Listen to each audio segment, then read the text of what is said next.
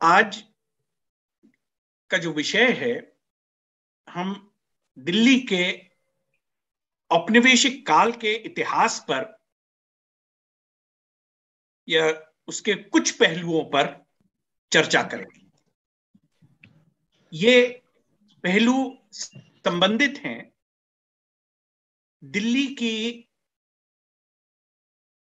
के बारे में जो औपनिवेशिक अधिकारियों की, लेखकों की जो समझ थी वो किस प्रकार विकसित हुई और उसने कुछ निर्णयों पर किस प्रकार की छाप। जैसा कि आपको ज्ञात होगा, संभवतः सबको ही ज्ञात होगा ये, कि 1911 में ये घोषणा की गई कि दिल्ली में एक नई राजधानी का निर्माण होगा। कलकत्ते से दिल्ली राजधानी को ट्रांसफर किया जाएगा। इसके कुछ राजनीतिक कारण थे, एक राजनीतिक पृष्ठभूमि थी जो कुछ हद तक उस समय के राजनीतिक घटनाक्रम से जुड़ी हुई थी। विशेषकर बंगाल में जो विभाजन के विरुद्ध, 1905 के विभाजन के विरुद्ध जो आंदोलन था और जो औपनिवेशिक शासन के विरुद्ध जो संघर्ष था, उसमें जो तीव्रता आ रही थी, उसके चलते अंग्रेजों की ये समझ थी, औपनिवेशिक राज्य की समझ थी कि कलकत्ते से राजधानी हटाकर और कहीं और ले जाया जाए। इस पर काफी विचार भी हुआ कि कहां उसको शिफ्ट करा जाए। ये ध्यान में रखने वाली बात है कि कलकत्ता राजधानी जरूर थी, लेकिन 7 महीने साल में जो प्रशासनिक काम काज है वो शिमला से चलता था। तो शिमला के बारे में सोचा गया। यह भी सोचा गया कि एक रोटेटिंग कैपिटल हो, और भी कई सुझाव थे। अंत में दिल्ली के बारे में निर्णय लिया गया, और उस निर्णय की और ज्यादा मैं चर्चा नहीं करूंगा, क्योंकि जिस बात पर थोड़ा सा आज चर्चा हम करेंगे वो उस ऐतिहासिक प्रक्रिया पर चर्चा करेंगे जिसके चलते ये निर्णय लिया गया कि दिल्ली में राजधानी हस्तांतरित करी जाए और यहां पर एक नई राजधानी का निर्माण करा जाए, न्यू इंपीरियल कैपिटल। ये एक लंबी ऐतिहासिक प्रक्रिया है जो 19वीं शताब्दी के उत्तरार्ध में आरंभ होती है, जिससे औपनिवेशिक अधिकारियों में, औपनिवेशिक राज्य की समझ में ये बात कि दिल्ली एक शाही नगर है, एन इंपीरियल सिटी, इस बात का, इस समझ का विकास होता है। तो किस प्रकार से ये समझ का विकास हो, इसके लिए हमें कुछ हद तक 1857 की घटनाओं पर देखने की आवश्यकता है, लेकिन उन पर मैं चर्चा भी नहीं करूंगा। इसकी शुरुआत होती है 1877 में। हालांकि ये प्रक्रिया थोड़ी लंबी है, उससे भी पहले की है, और हम देखेंगे किस प्रकार से इस प्रक्रिया का आरंभ उससे पहले होता है। लेकिन 1877 एक बहुत महत्वपूर्ण मोमेंट है, एक बहुत महत्वपूर्ण क्षण, ऐतिहासिक क्षण, और वो है 1877 का दिल्ली दरबार। दरबार शब्द अपने आप में जिस प्रकार उसका प्रयोग औपनिवेशिक राज्य ने करा, औपनिवेशिक अधिकारियों ने करा, वो एक समझ थी जो शाही प्रतीक हैं भारतीय शासकों के, उनसे संबंधित थी। उसको किस प्रकार से एक नई परंपरा में परिवर्तित किया गया, वो प्रक्रिया हमें देखने को मिलती। ये वो दरबार नहीं थे जो मुगलों के, राजपूतों के, मराठों के या निजाम हैदराबाद के दरबार होते थे, ये वो दरबार नहीं थे। लेकिन उन दरबारों से इन्होंने कई प्रतीक उधार लिए और अपने दरबारों में उनको सम्मिलित करा, अपने समारोहों में उनको सम्मिलित करा, और एक इन्वेंटेड ट्रेडिशन इन दरबारों की उभरने लगी। एक ऐसी परंपरा जिसका हाल में विकास किया गया हो, आविष्कार किया गया। और हम देखते हैं कि किस प्रकार ये इन्वेंटेड ट्रेडिशन, और जब हम इन्वेंटेड ट्रेडिशन की बात करते हैं, जब हम इस प्रकार की आविष्कार की हुई परंपराओं की बात करते हैं, तो ये ध्यान रखने की आवश्यकता है कि जिस प्रकार एरिक हॉब्सबॉम ने, जो एक उनकी संपादित पुस्तक है, बहुत महत्वपूर्ण पुस्तक है, द इन्वेंशन ऑफ ट्रेडिशन, जिसमें कई इतिहासकारों के लेख हैं, ह्यूग ट्रेवर रोपर का, डेविड कैनाडाइन का और बर्नार्ड कोन का। और बर्नार्ड कोन के ऐसे पर मैं अभी चर्चा भी करेंगे हम। और वो बताते हैं कि किस प्रकार कई परंपराएं ऐसी हैं जो आधुनिक काल में प्रस्तुत की जाती हैं प्राचीन या पुरानी परंपराओं के तौर पर, लेकिन उनका निर्माण, उनका विकास वो बहुत रीसेंट है। ये वो डिफरेंशिएट करते हैं इस प्रकार की परंपराओं को उन परंपराओं से जो असल में जेन्युइनली पुरानी है, जिनमें एक निरंतरता रही है, जिनसे लोग एक लंबे अरसे से परिचित रहे हैं। वो अलग प्रकार की परंपराएं, वो डिफरेंशिएट करते हैं इन्वेंटेड ट्रेडिशन को कस्टम से भी। कस्टम में और इन्वेंटेड ट्रेडिशन में एक अंतर जो बताते हैं वो है कि इन्वेंटेड ट्रेडिशंस में आमतौर पे कोई एक ही प्रकार के प्रतीक, एक ही प्रकार के समारोह, एक ही प्रकार की के जो चिन्ह हैं उनका प्रयोग किया जाता है। उसमें परिवर्तन का, उसमें चेंज की संभावना कम होती है या ना के बराबर होती है। कस्टम या पुरानी ट्रेडिशंस में ये संभावना होती है कि परिवर्तन हो, जैसे जैसे हालात बदलते हैं, समाज के ऐतिहासिक परिस्थितियां बदलती हैं, वैसे ये जो कस्टम होता है इसमें भी परिवर्तन आते हैं। वो डिफरेंशिएट करते हैं इन ट्रेडिशंस, इन्वेंटेड ट्रेडिशंस को रूटीन से। जो एक इंडस्ट्रियल सोसाइटी का रूटीन होता है, जो उसकी पेस होती है, उससे भी वो डिफरेंशिएट करते हैं। तो ये इन्वेंटेड ट्रेडिशन, उदाहरण के तौर पे उसमें एक ऐसे है उस किताब में ह्यूग ट्रेवर रोपर का, वो स्कॉटलैंड के बारे में। स्कॉटलैंड में एक विशेष प्रकार का ड्रेस होता है जिसे किल्ट बोलते हैं, KILT। उसको वो कुछ थोड़ा सा वो फ्रॉक नुमा होता है जो मर्द पहनते हैं। उसको एक राष्ट्रीय पोशाक के तौर पर 19वीं शताब्दी के अंत तक आते आते 20वीं शताब्दी के शुरू में उसको प्रस्तुत किया जाने लगा, और ये कहा जाने लगा कि ये स्कॉटलैंड के लोगों का पुराना ड्रेस है, ट्रेडिशनल ड्रेस है। लेकिन ह्यूग ट्रेवर रोपर उसकी हिस्ट्री जब उसको ट्रेस करते हैं, बताते हैं कि ये तो दरअसल 19वीं शताब्दी के अंत में जाकर कहीं इस ड्रेस का विकास हुआ, इस पोशाक का विकास हुआ। तो ये सोच लेना कि ये कोई स्कॉटलैंड के लोगों का ये कोई राष्ट्रीय प्रतीक है, ये जो पुराने समय से चला आ रहा है, ये गलत है। It's an invented tradition.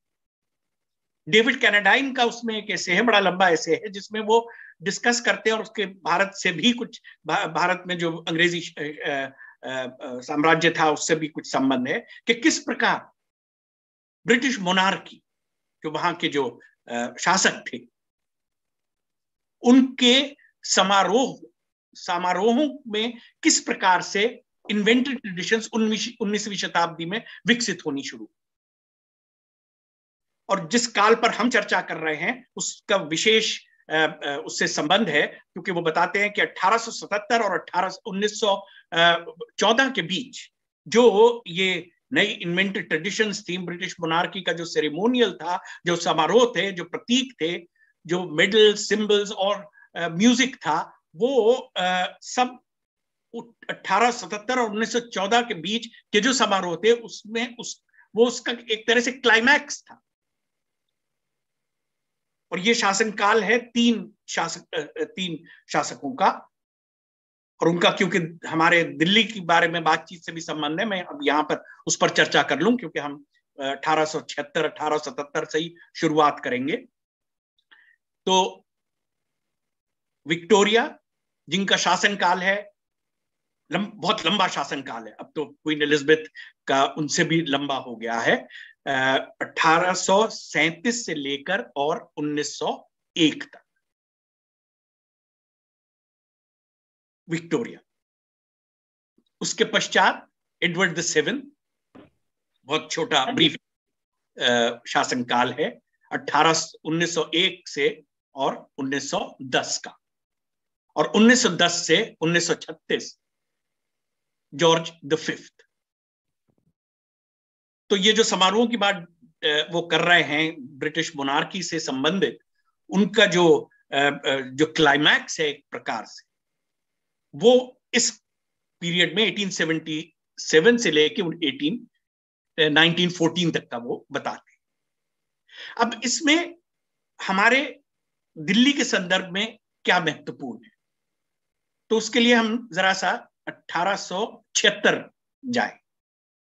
1876 में एक एक्ट पारित हुआ ब्रिटिश पार्लियामेंट द्वारा, रॉयल टाइटल्स एक्ट, और इस एक्ट के द्वारा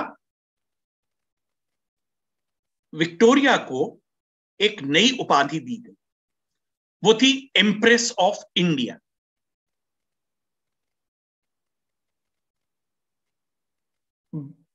ब्रिटेन के, यूनाइटेड किंगडम के संदर्भ में उनका टाइटल क्वीन ही था,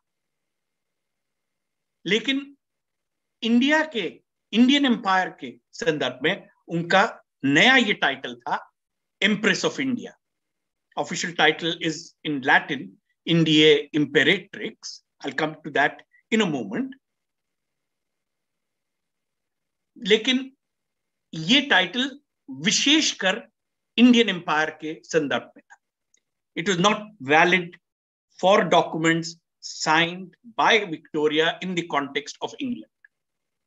हालांकि वो पसंद करती थी कि वो उन डॉक्यूमेंट्स पे भी ये साइन कर दें, लेकिन that was technically not proper. तो ये नया टाइटल दिया गया, और ये नया टाइटल, इसके ऊपर बड़ी लंबी बहस हुई, बहुत स्ट्रांग ऑपोजिशन था।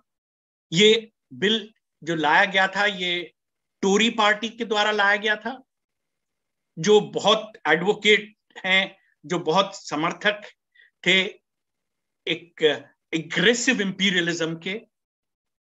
उस समय इंग्लैंड में दो महत्वपूर्ण पॉलिटिकल फॉर्मेशंस थी, टोरीज और लिबरल पार्टी।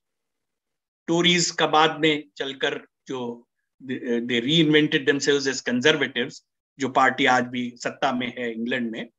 और 1876 में जो मिनिस्ट्री पावर में थी, उसके प्राइम मिनिस्टर थे बेंजामिन डिज़राइली। सो ये विचार जो था, ये बेंजामिन डिज़राइली का था कि ये प्रस्ताव डिज़राइली का था कि इसको ये एक नया टाइटल देना चाहिए। हालांकि जो ऐतिहासिक शोध हुआ है इस पर, उससे ये स्पष्ट है कि क्वीन विक्टोरिया खुद इसके लिए ये actually the initiative came from Victoria herself and she herself was pressing for this new title of empress of India.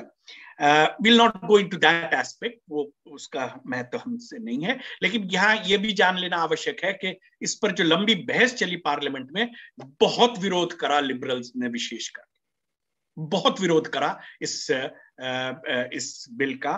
कहते थे कि भाई जब इंग्लैंड में इतने समय से लंबी एक ट्रेडिशन है क्वीन या किंग कहने की, ये नई ये ट्रेडिशन की क्या आवश्यकता है?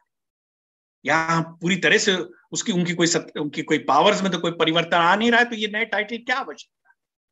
तो बहुत उसका विरोध था, तो मैं उसमें नहीं जाऊंगा, लेकिन ये भी मानना, ये ध्यान में रखने की आवश्यकता है कि ये कोई आसानी के साथ लोगों को मान्य नहीं था. लेकिन भारत में इसको बहुत जोर शोर से इसकी घोषणा की गई.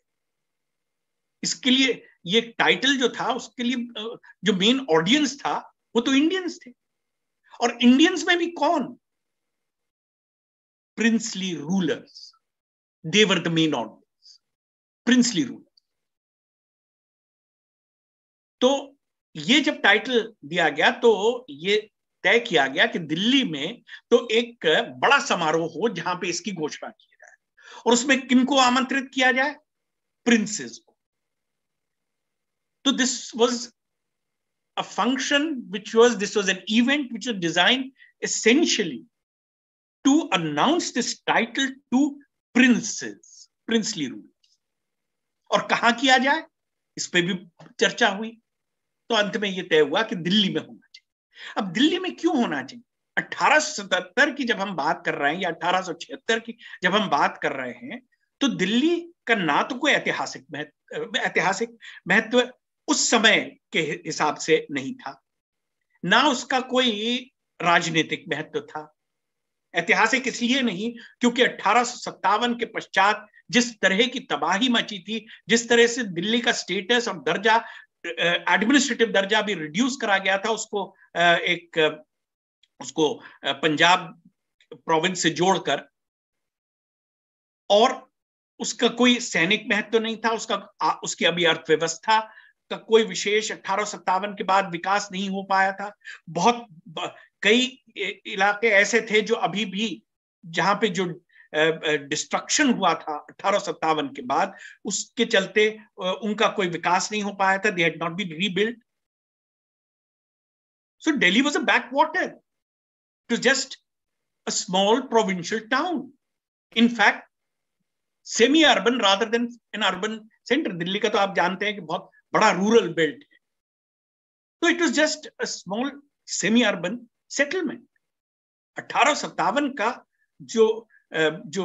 जिस ब्रूटैलिटी के साथ अंग्रेजों ने सप्रेशन करा, उसके चलते Delhi was reduced to just a very small provincial town. It had been in fact depopulated in 1857-58 as a conscious policy.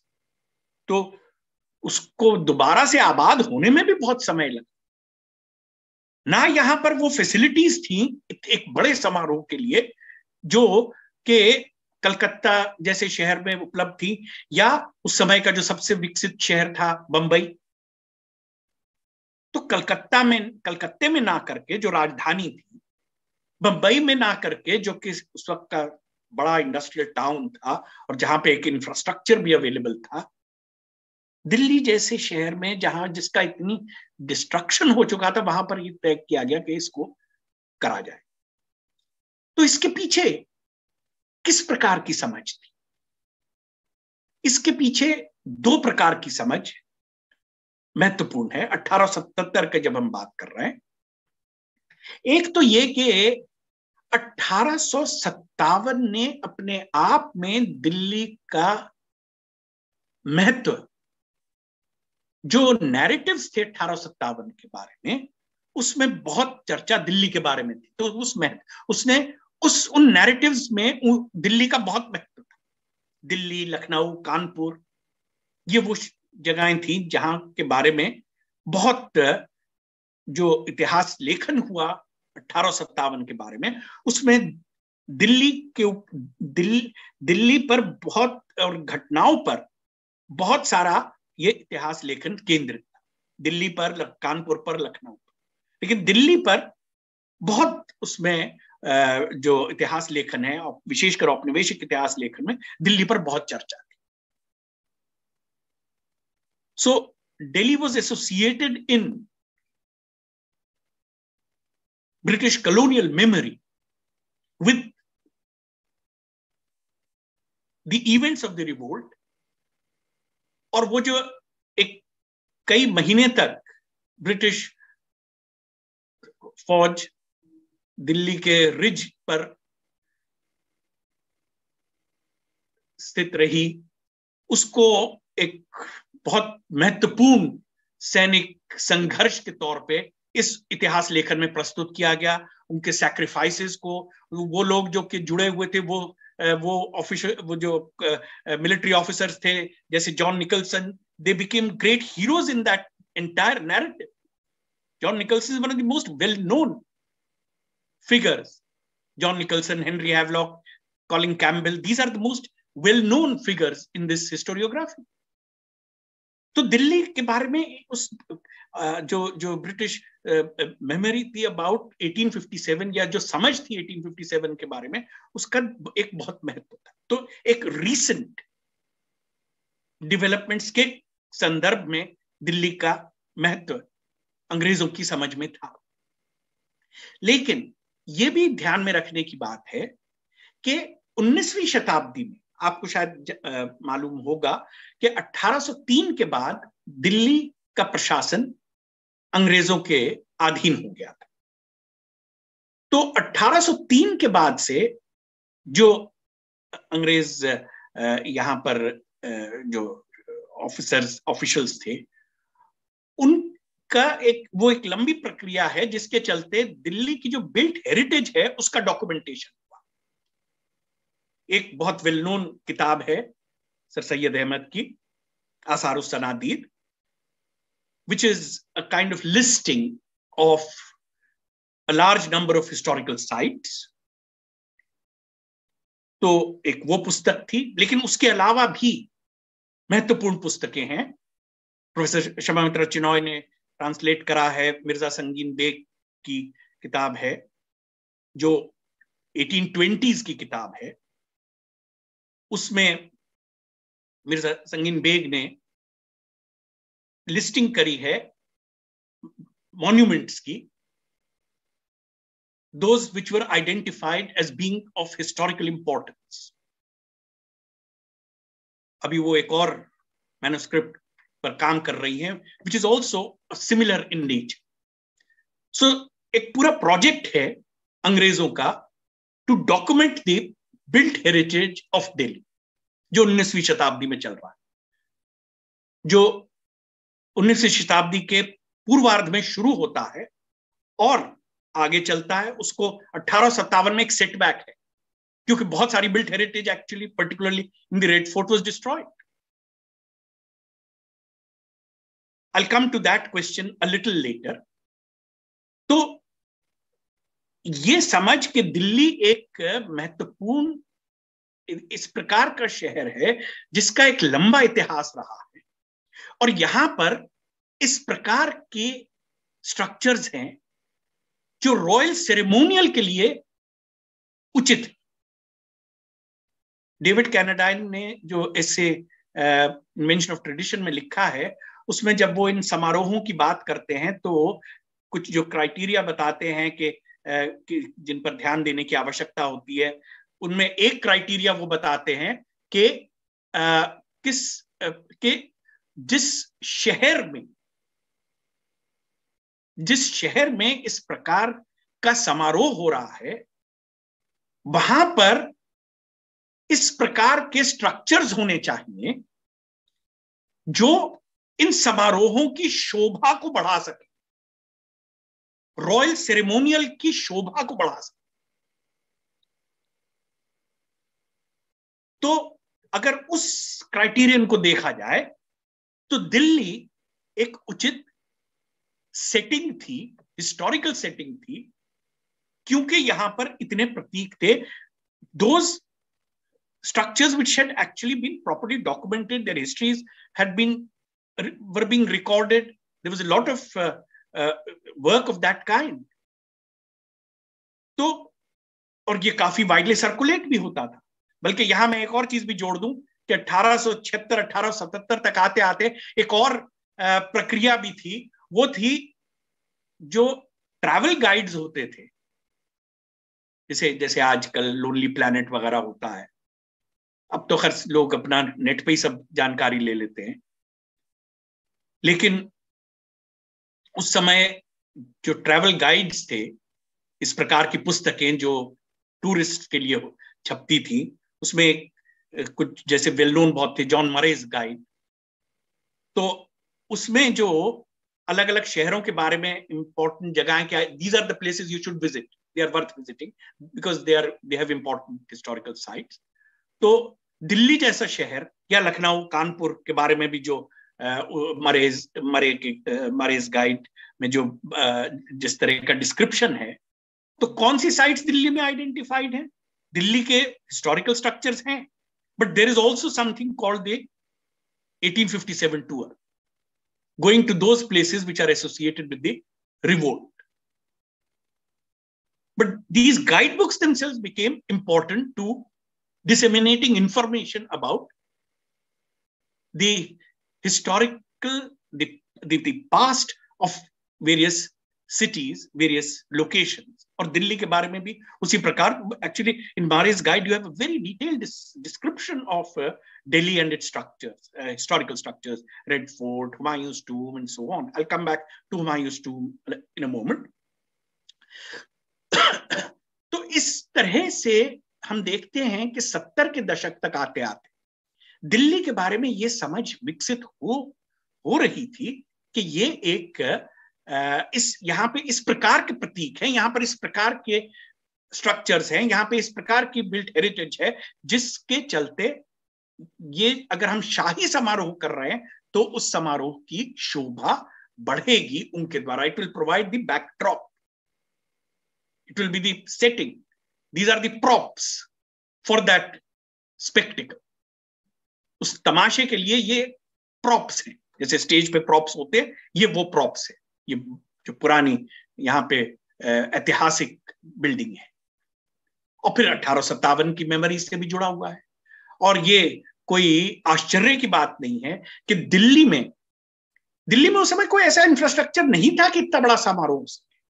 बहुत बड़े पैमाने पे प्रिंसेस को बुलाया गया, उनके अपने रेटिन्यूज आए, उनके अपने जो परेड के जो उनकी सैनिक टुकड़ियां थी उनको बुलाया गया। उनके रहने के लिए कोई इंतजाम नहीं था, so they had to set up tents. So a temporary township came up in Delhi, extending almost from what is today Mukarwa Chowk to close to Mehroli, from north to south. बड़े areas allot किए गए princess को, जहां पे वो अपने camp लगाएं, जहां पे उनके घोड़े और हाथी और उनकी सैनिक टुकड़ियां, उन सबको रहने की जगह मिले। लेकिन जो मेन सेंटर था, जहां पर गवर्नर जनरल इस समय थे लॉर्ड लिटन, जहां पर लॉर्ड लिटन का कैंप था, वो, और ये आश्चर्य की बात नहीं है, उसके लिए कौन सी जगह सिलेक्ट की गई? उसके लिए वो जगह सिलेक्ट की गई जो जुड़ी हुई थी 1857 की स्मृति से, अर्थात जो रिज से के क्षेत्र के पास। So at the foot of the ridge, जहां दिल्ली यूनिवर्सिटी का कैंपस है। मुझे पता नहीं अब आज कल ऑनलाइन क्लासेस के दौर में आप में से कितनों ने दिल्ली यूनिवर्सिटी का कैंपस देखा है, लेकिन यदि आपको कुछ थोड़े सी आप परिचित हैं उस क्षेत्र से, तो जहां पर कैंपस है, एक्चुअली दैट वाज रफली the site where the viceroy's camp was located. और जितने जो महत्वपूर्ण प्रिंसली स्टेट से, जब हम महत्वपूर्ण कह रहे हैं तो महत्वपूर्ण औपनिवेशिक राज्य की नजर में महत्वपूर्ण, तो ये एक ओकेजन हुआ, ये एक अवसर में हुआ 1877 का, जब प्रिंसली स्टेट से संबंधित बहुत सारे प्रतीकों को इन्वेंट किया गया। एक इनफॉर्मल हायरार्की तो थी अंग्रेज अधिकारियों की समझ में, लेकिन अब उसको फॉर्मलाइज किया गया। उस हायरार्की में 3 राज्य सबसे महत्वपूर्ण, सबसे ऊपर थे, हैदराबाद, मैसूर और बड़ौदा। और ये किस प्रकार से इस बात को पब्लिसाइज किया गया कि वो सबसे महत्वपूर्ण है, क्योंकि उनको 21 तोपों की सलामी एंटाइटल थी, 21 तोपों। So gun salutes and the table of gun salutes became an important way of showing where a state ranked in hierarchy. So at the top, of course, Queen Victoria or Empress or Queen Empress. As you can see, it's a very clumsy title, Queen-Empress या King-Emperor. तो 101 तोपों की viceroy, 31, फिर 21 gun salute states, और वो hierarchy नीचे तक 9 gun salutes तक, तोपों की सलामी तक आती थी। तो बड़ा फॉर्मल स्ट्रक्चर, एक hierarchy you could make out from the table of gun salutes के वो इंपीरियल हायरार्की में कहां पर रैंक करते हैं। बाद में 20th सेंचुरी के शुरू में 2 स्टेट्स और जोड़ दिए गए थे, 21 तोपों की सलामी जिनको एंटाइटल थे, ग्वालियर और Kashmir. But in the 19th century there were only 3 states which had this privilege of 21 gun salutes. और जिस तरह से उसका अरेंजमेंट भी किया गया दरबार का, तो एक सेमी सर्कल में बैठे, एक रेज्ड डायस पर Lord Lytton, the great representative of Queen Victoria in India, receiving homage on behalf of Victoria from her vassals, princely rulers. और उस सेमी सर्कल में सबसे आगे ये 3 शासक थे, क्योंकि अंग्रेज इनकी रैंकिंग आपस में नहीं करना चाहते थे, तो तीनों को साथ बिठा दिया। तो Baroda, Mysore and Hyderabad. So this then became a way of announcing their status. So at the top, of course, Victoria herself, then the Viceroy as her representative in India, then these states according to their rank indicated by the gun salutes they were entitled to. और title जब announce किया गया, बड़ी मुश्किल में पड़ गया अंग्रेज।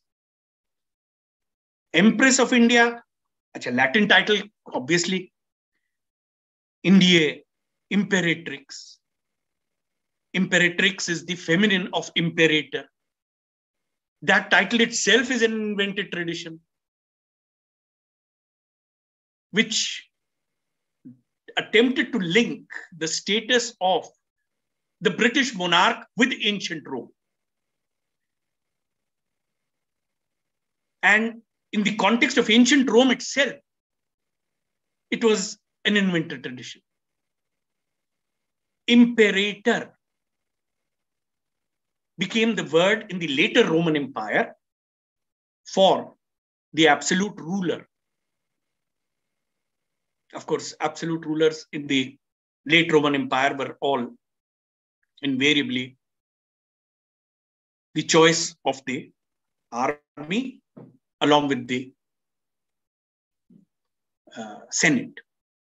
लेकिन imperator का जो ओरिजिनल सेंस है, वो simply is someone who holds the imperium, अर्थात जिसको कमांड दिया जाता है किसी कैंपेन की। जब कैंपेन समाप्त हो गई, उसका इंपीरियम भी समाप्त हो गया। उसको परिवर्तित कर दिया गया एब्सोल्यूट मोनार्क के सेंस में लेटर रोमन एम्पायर। लेकिन Roman traditions of the later Roman empire have problems because the later Roman Empire was centered not on Rome but on Byzantine Empire, Constantinople, Istanbul now. And this confusion is reflected in the title, the way the title was translated. India imperatrix का क्या मतलब होगा? कौन सी associations होंगी उस title से जिन लोगों को अनाउंस किया जा रहा है? तो एम्प्रेस ऑफ इंडिया भी जरा आसानी से it doesn't evoke any sort of memories or any association of greatness, majesty. तो उसको ट्रांसलेट कैसे किया गया? कैसरे Hind. कैसरे Hind literally means Caesar of India. So for Indians, it was translated as Kaisare Hind. And that is how it came to be popularized. क्योंकि medals पे और insignia पे उस title को use किया. Kaisare Hind, which also meant very little. Because it had actually no associations.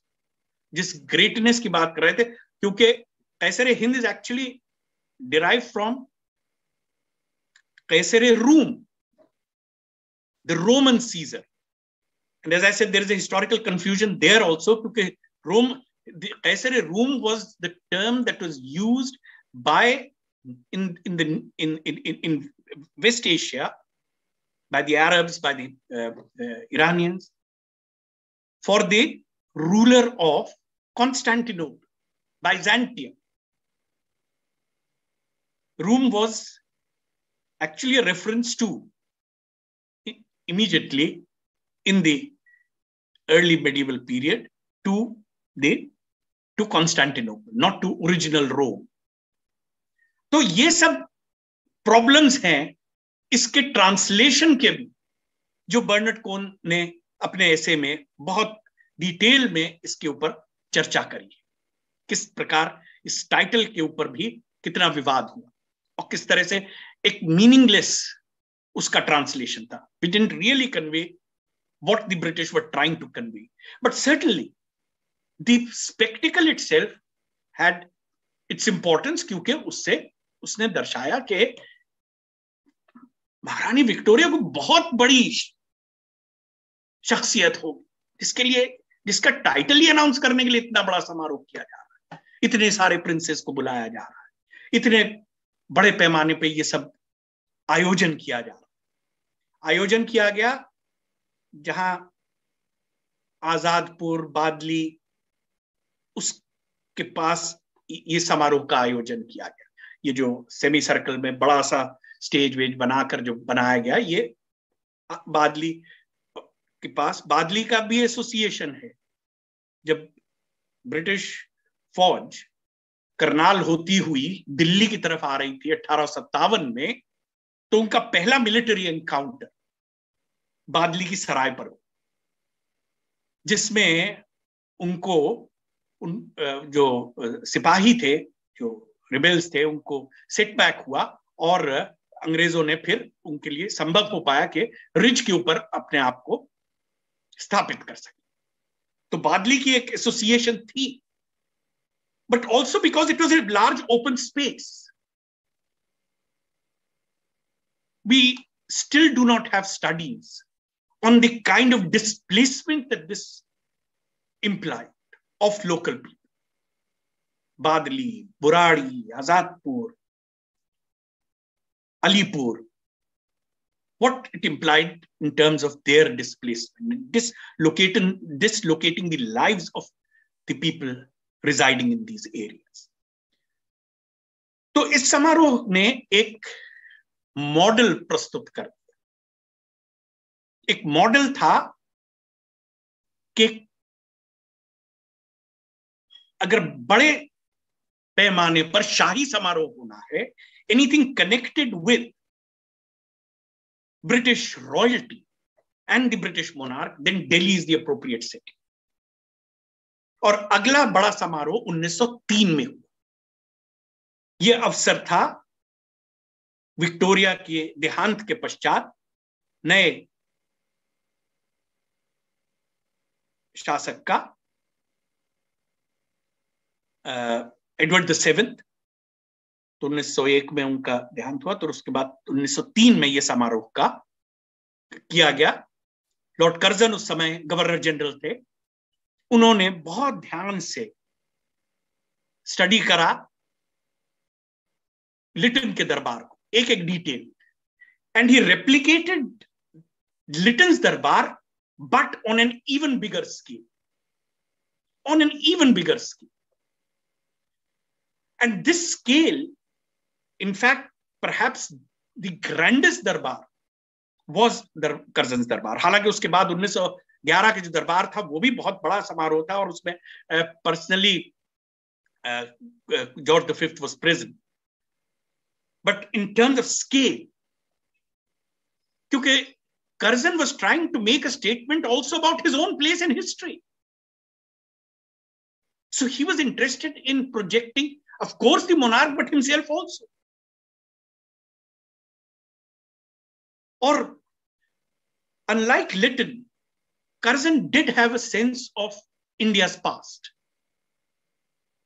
By this time, certain other developments had taken place. Archaeological survey की स्थापना, उसके द्वारा उन बिल्डिंग्स और स्ट्रक्चर्स को आइडेंटिफाई करा गया। ये प्रक्रिया चल रही थी लेट 19th century में, identifying some of these structures. Particular places like Humayun's tomb became very important. Humayun's tomb as the precursor, not because of its own intrinsic merit, but as the precursor of the Taj. Taj had already been identified as an important structure. In fact, Curzon himself initiated a project for cleaning up the area around the Taj and landscaping और वो 1903 के अवसर पर, दरबार के अवसर पर लाल किले पर भी कर, लाल किले में इतना बड़े पैमाने पर डिस्ट्रक्शन हुआ था. Of course, Red Fort could not be restored, but whatever was available, उसको ठीक से प्रिजर्व करने की कोशिश की गई. दीवाने खास में कुछ, दीवाने आम में कुछ जो वहां से कुछ टाइल्स निकाल लिए गए थे और इंग्लैंड ले गए थे, कर्जन गॉट देम बैक, उनको रिप्लेस करा गया. उसको कई एरियाज को क्लीन अप करा गया रेड फोर्ट के भीतर. और इसमें यह समझने की भी आवश्यकता है कि 19वीं शताब्दी के अंत तक ब्रिटिश औपनिवेशिक राज्य अपने आप को प्रस्तुत कर रहा था as a custodian and interpreter of India's past. So you have that shift, 1857 destruction का moment. लेकिन by the time you come to the late 19th century, the British are projecting themselves as custodians and interpreters. हम तुम्हें बताएंगे तुम्हारा इतिहास क्या है, क्या महत्वपूर्ण है, कौन सा स्ट्रक्चर कंजर्व करने लायक है, उसका इतिहास क्या है, उसका महत्व क्या है, हम बताएंगे. तो उस प्रोजेक्ट के चलते भी दिल्ली की कई इमारतें आइडेंटिफाई की गई, उनको कंजर्व करने का, हेरिटेज को लिस्ट करने का, प्रोटेक्ट करने का, लैंडस्केपिंग करने का, यह भी प्रक्रिया चल रही थी, जो 1903 के दरबार के संदर्भ में जिस भी उसका बहुत महत्व हुआ. तो Delhi became even more of a royal setting. ये जो मैं प्रॉप्स की बात कर रहा था, जैसे थिएटर में जब ड्रामा करते हैं प्रॉप्स होते हैं, यहाँ पेड़ रख दिया, यहाँ पे बेंच रख दिया, तो ये वो प्रॉप्स थे. But props which had acquired a new meaning by the time you come to the late 19th century, particularly because of this longer project of conserving, of listing, of protecting heritage, interpreting heritage. तो 1903 का जो दरबार है वो बहुत महत्वपूर्ण दरबार है, इसलिए भी क्योंकि जो दिल्ली को एक रॉयल सिटी, एक imperial city, in fact not just imperial city, the imperial city of the Indian empire के तौर पे देखा जाने लगा, ये है सही मायने में this is what the colonial understanding came to be. लेकिन इन समारोह में जो और प्रतीक थे उनके बारे में भी जरा सी बात कर ले। एक जो बहुत महत्वपूर्ण, जब हम लिटन का जो मॉडल था उसको जब विकसित करा कर्जन ने, अच्छा सेटिंग वही थी, जगह वही थी, स्थान लगभग वही था, हालांकि the arrangement of camps was a little different, the arrangement of the seating arrangement was also slightly different. मैं इसमें डिटेल में नहीं जाऊंगा, लेकिन it was a slightly different arrangement, जो ग्रुपिंग्स थी रूलर्स, लेकिन वो तीन रूलर उनका महत्व वही था, हैदराबाद, मैसूर एंड बड़ौदा, वो उनका महत्व वही था, उनको उसी तरह का सम्मान दिया गया जिस प्रकार 1877 में दिया गया। तो कई चीजें थी जो लगभग वही थी जो 1877 में थी, लोकेशन भी लगभग वही था। In fact Curzon actually rebuilt what is now where the administrative offices, the main administrative offices of the Delhi University are located. That is the Vice Chancellor's office. That structure that used to be the Punjab Circuit House. उसको Curzon ने विकसित करा, और अभी भी उसका जो बड़ा हॉल है उसके पीछे, उसको वाइस रीगल लॉज बोलते हैं, तो उसको विकसित करा, एक परमानेंट स्ट्रक्चर बनाया, which was actually the temporary residence of Curzon, और बड़ा सा विशाल लगभग उसी स्थान पे बादली, आजादपुर, पुरानी, उस क्षेत्र में ये बड़ा सा समारोह का जो आयोजन, मेन आयोजन था, वहां किया गया। लेकिन 1903 में कई समारोह लाल किले में भी हो, तो जो सिंबोलिज्म एसोसिएटेड था रेड फोर्ट से, दीवाने खास में कई समारोह, एक बहुत बड़ी पार्टी भी दी गई जिसमें प्रिंसेस को बुलाया गया, वो उसी में था, दीवाने खास। तो रेड फोर्ट का भी महत्व, और इस प्रक्रिया में साथ देने लगा दिल्ली को एक शाही नगर के रूप में प्रस्तुत करने का। और जो सेरेमोनियल था, और जो जिस तरह के सिंबल्स थे, जिस तरह का जो स्ट्रक्चर बनाया गया था, जहां पे ये सेमी सर्कुलर एम्फी थिएटर में लोग, इन सब जो आमंत्रित लोग थे, जो again the princess were the main invitees, उसमें जो ये जो टेम्पररी स्ट्रक्चर्स बनाए गए, उसमें बहुत सा सिंबोलिज्म जो है was derived from what were supposed to be the symbols of medieval, of royalty and India's medieval past and feudal past.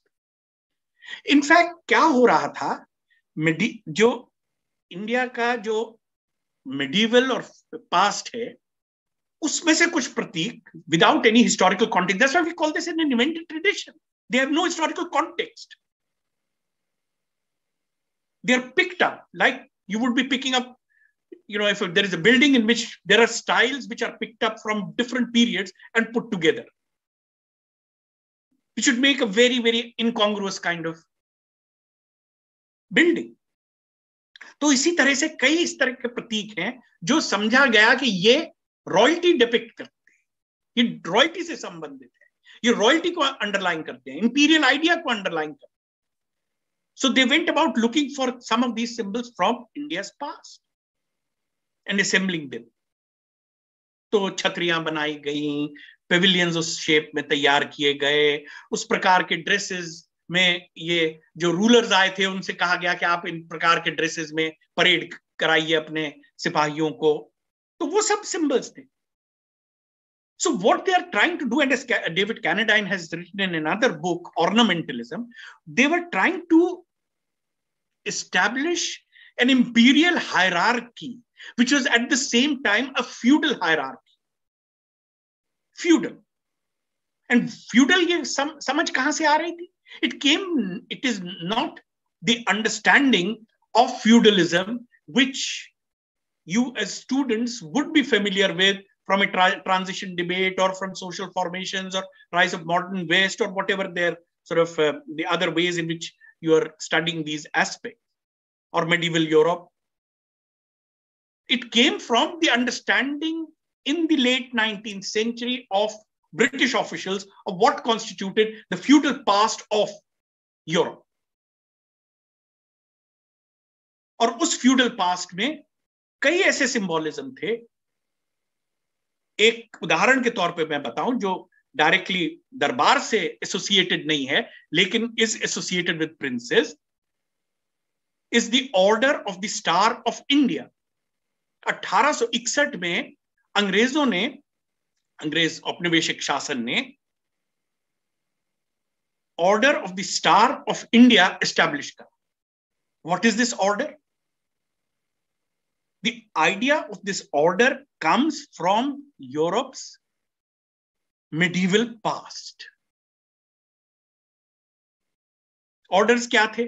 Order जब हम बोलते हैं तो with a capital O, तो we are referring to a kind of brotherhood, which is also a kind of secret society which has very complex initiation rituals, जिनका इतिहास जाता है वापस, अगर हम उसके देखें, उसके रूट्स हैं क्रूसेड्स। सो क्रूसेड्स में ये नाइट्स, KNIGHT, घुड़सवार सैनिक इकट्ठे होकर एक प्रकार का ब्रदरहुड का हिस्सा बनकर, एक प्रकार के ऑर्डर का हिस्सा बनकर और क्रूसेड्स में जाते थे लड़ने के लिए। So these orders, and they then became very powerful orders in Europe, and they have an important role in European history, which I cannot go into, but I'm just pointing out where this is derived from. The idea of an order. Order अभी भी England में ये orders हैं जिसके द्वारा यदि राज्य किसी को सम्मानित करना चाहता है तो उस ऑर्डर का उसको मेंबर बनाया जाता है। The highest is the order of the garter. अभी हाल में हो सकता है आपने पढ़ा हो कि टोनी ब्लेयर जो पूर्व प्रधानमंत्री हैं, उनको इस ऑर्डर का, इसकी सीमित हमेशा संख्या होती है और उनको ऑर्डर ऑफ द गार्टर उनको दिया गया। ऑर्डर ऑफ बाथ है और भी कई ऑर्डर है, ऑर्डर ऑफ सेंट जॉर्ज है। So there are several orders of that kind, but many of them have actually late medieval origins, and then they were used to bestow honor on people, and they still continue in some cases. तो ये जो medieval orders थे, उनका idea निकाल कर medieval past में से, feudal past में से, यूरोप के, वो इस्तेमाल किया गया order of the star of India करने की। और उस ऑर्डर के टॉप पर ऑफ कोर्स विक्टोरिया हरसेल्फ और the monarch, Edward VII, George V, George VI, and the viceroy was the representative with a title which is again derived from the same tradition. आप title देखिए और आप देखेंगे कि viceroys के हमेशा आगे ये 4 लेटर होते हैं या abbreviation, GMSI, Grand Master of the Star of India, GMSI, Grand Master of the Star of India. And these, और ये इसमें जो कुछ प्रिंसली रूलर्स थे महत्वपूर्ण, उनको ये ऑर्डर का हिस्सा बनाया। और उनको उसमें भी एक रैंकिंग थी, night companion, companion of the Order of the Star of India, Knight Companion of the Star of Order of the Star of India. Where is this symbolism coming from? It's coming from the understanding of जो भी उनकी जैसी तैसी समझ रही होगी colonial officials की, colonial policy makers की, कि भाई this is the appropriate way to incorporate princely rulers into our hierarchy. तो आप देखिए कहां एंशिएंट रोम से सिंबलिज्म ला रहे हैं, कहां पर बाइजेंटाइन एम्पायर से ला रहे हैं, कहां पर इंडिया के पास से ला रहे हैं. So a lot of this imagery, Mughal past, Rajput past, in fact the darbars became an occasion for also narrating a particular history of India. It's Hindu, Buddhist, Maratha, Rajput past. So you'll find that in these special books would be published at the time of the Darbar. तो ये इस तरह का history का narration है और वो symbolism उसमें है. What were these officials reading? क्या पढ़ रहे थे? So one important influence would have been James Todd, Annals and Antiquities of Rajasthan, published in the late 1820s, which projected Rajasthan, the past of Rajasthan, the pre-colonial past of Rajasthan, as a past marked by feudalism, and feudalism exactly the same way as was prevalent in Europe, or as was understood by Todd to have been prevalent in Europe.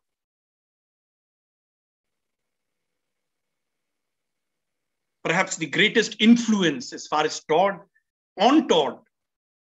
apart from whatever other things he might have read, would have been the important novelist and literary figure, Walter Scott.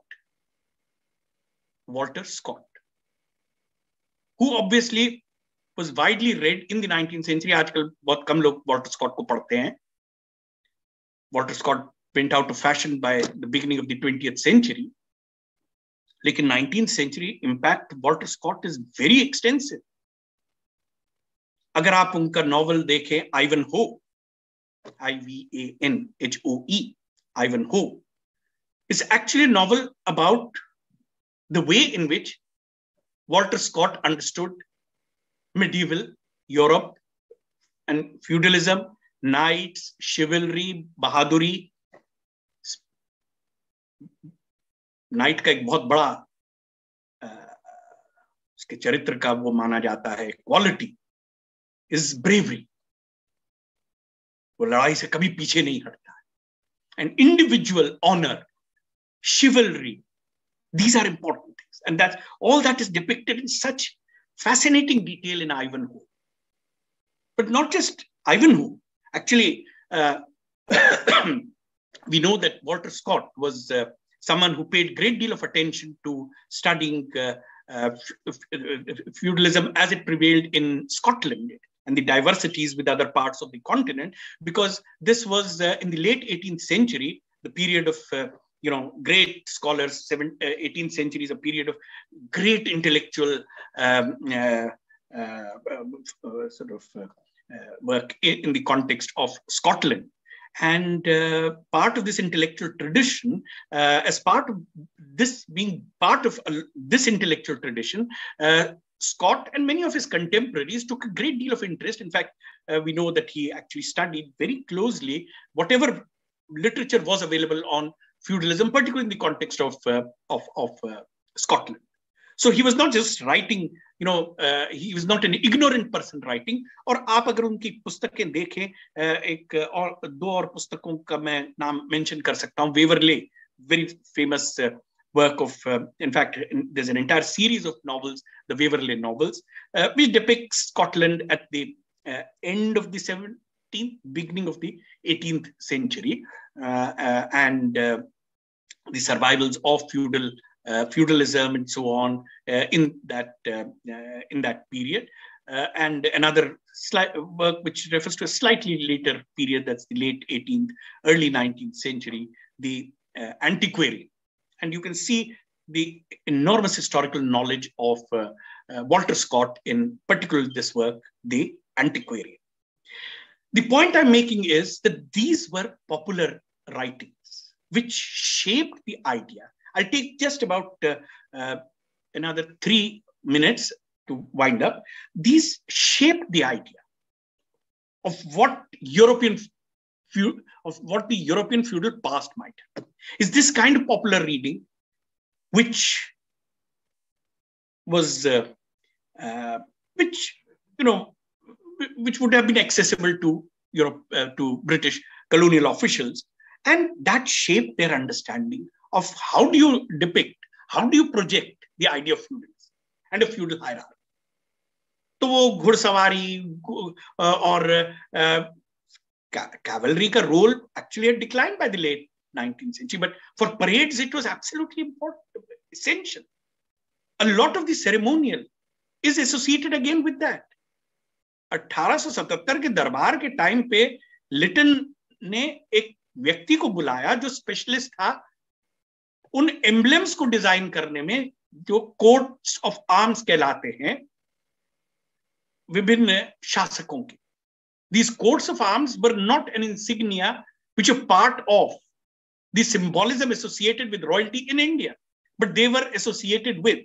तो actually उसका origin है shields से, जो ढाल होती है, तो ढाल के ऊपर जो सिंबल्स होते थे मेडिवल पीरियड में, बड़े बड़े जो नोबिलिटी के और एरिस्टोक्रेसी के या जो ये जो नाइट्स के ऑर्डर्स होते थे, वो ढाल के ऊपर सिंबल्स होते थे जो इमीडिएटली आइडेंटिफाई कर देते थे कि हम इस एरिस्टोक्रेटिक या नोबल फैमिली के हैं या इस ऑर्डर के हैं, नाइटहुड के.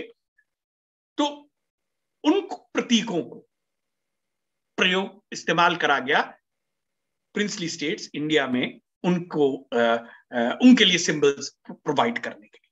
तो 1877 में उन्होंने, बल्कि 1876 में, क्योंकि तैयारी तो उससे पहले ही हो गई थी, दरबार तो 1 जनवरी को लगा था 1877 के, तो उन्होंने स्पेशलिस्ट को, these are called specialists in heraldry, who designed these coats of arms.